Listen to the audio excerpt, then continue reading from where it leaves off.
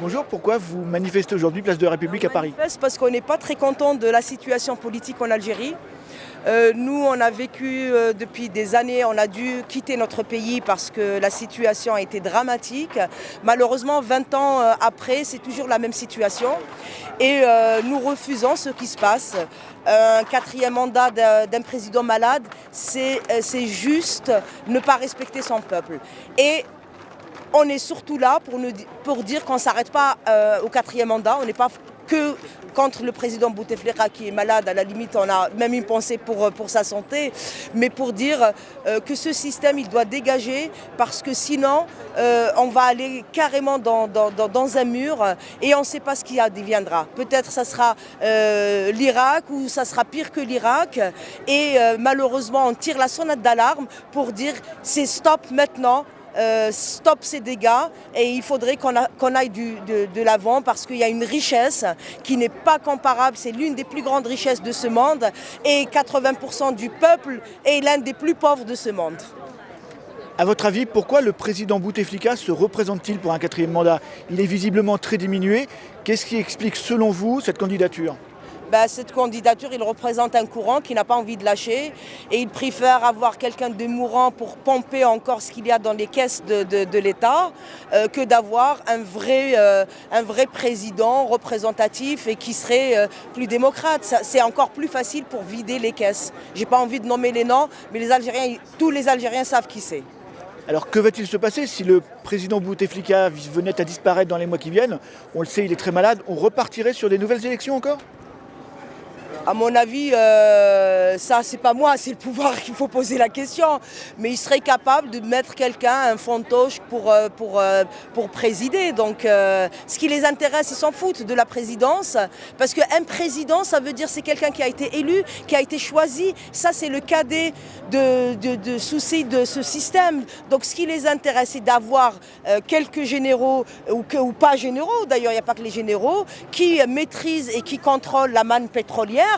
Et qu'ils envoient leurs enfants quand ils vont un rhume à se soigner au Val-de-Grâce. Ils envoient leurs enfants après le bac, et même avant le bac, faire leurs grandes études à Paris avec des appartements. C'est ça qui les intéresse. Est-ce qu'un printemps algérien comme un printemps arabe est quelque chose de possible selon vous? Je ne sais pas si le printemps arabe, nous on l'a eu le printemps arabe. On l'a eu en octobre 88, il y a eu des révoltes, des gens qui sont sortis, des jeunes qui sont sortis. Les Algériens, ils sont fatigués parce qu'on a perdu quelques centaines de milliers quand même pendant le printemps algérien, j'allais dire. Et aujourd'hui, les gens sont fatigués, ils ont envie d'une stabilité. Donc, tel que le cas de figure du printemps arabe, de mon point de vue, je ne pense pas. Maintenant, si ce pouvoir ne bouge pas, ça risque d'être pire. Parce que le printemps arabe, avec toutes les difficultés qu'a la Tunisie et l'Égypte, je pense qu'ils sont en marche. Nous, s'il y a quelque chose, si le pouvoir ne tire pas la sonnette d'alarme, on risque de quelque chose d'être plus dramatique et on sera pire que l'Irak. Parce que nous, l'Algérie, il y a des millions, il y a des milliards, il y a du pétrole et il y a beaucoup de charognards, les Américains, les Européens, qui veulent nous sucer. Donc ça sera encore pire que ce qui s'est passé en Irak. Oui, parce qu'on peut dire que la population vit pour une partie à tout le moins, dans un certain dénuement, alors que l'Algérie est un pays riche, comme vous l'avez dit, riche de pétrole, riche de ressources. Pétrole, pauvre de milliards, quoi. C'est ça. C'est que le problème, vous allez dans les hôpitaux algériens, les gens, ils vont pour mourir dans les hôpitaux algériens. L'école, les fondamentales, en Algérie, on dit fondamental, ça veut dire l'anarchie. Fawda, c'est l'anarchie. Et voilà, c'est-à-dire les piliers d'une république, la santé, l'école, c'est quelque chose qui est complètement laminé aujourd'hui. Alors bonjour messieurs, vous êtes algériens à Paris. Pourquoi avez-vous manifesté aujourd'hui et que demandez-vous, qu'espérez-vous de l'Algérie de demain? En fait, on est Algériens contraints d'être à Paris. Le choix des mots a son sens. On est en quelque sorte chassés de chez nous. Pourquoi? Parce qu'il y a absence de liberté, il y a absence d'un minimum pour que l'humain puisse s'épanouir dans un espace géographique bien déterminé. Si aujourd'hui on manifeste, c'est pour créer un autre ras-le-bol qui est dû à la confiscation des richesses du pays depuis l'indépendance géographique, c'est-à-dire 1962, et le détournement de la volonté populaire, de la souveraineté populaire depuis 1962. Et l'acte signifiant qui a marqué ce détournement, c'est la constitution que nous, dans notre jargon, excusez-moi, on appelle constipation, qui a été fait dans le cinéma majestique, comme si la politique, c'est aussi du théâtre, et eux, ils sont en train de jouer du théâtre. Maintenant, nous, on est, en quelque sorte, les porte-voix des sans-voix. Les sans-voix sont des milliers. Ces milliers, je dirais, des millions.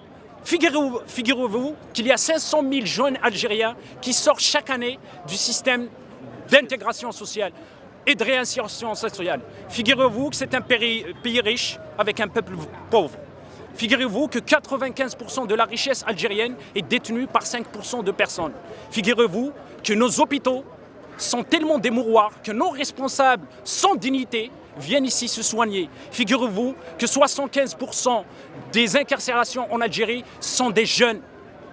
Et 75% de ces 75% ont moins de 25 ans. Figurez-vous que c'est un pays qui a des richesses. Les richesses, à savoir les hydrocarbures. On nous dit qu'il y a 205 milliards de réserves de change. Ils font quoi avec ces réserves de change? Quand il y a plus de 40% de chômage, quand il y a une misère sociale, quand il y a plus de 10 millions qui vivent sous le seuil de la pauvreté, y aura-t-il une justice sociale? Y aurait-il à rester à la maison, à rester immobilisé, à ne pas sortir dans la rue? Alors, que doit-il se passer maintenant concrètement pour vous en Algérie? Une révolution type le printemps arabe? Vous savez, je ne sais pas qu'est-ce qu'on peut appeler aujourd'hui, c'est un jargon à la mode, printemps arabe.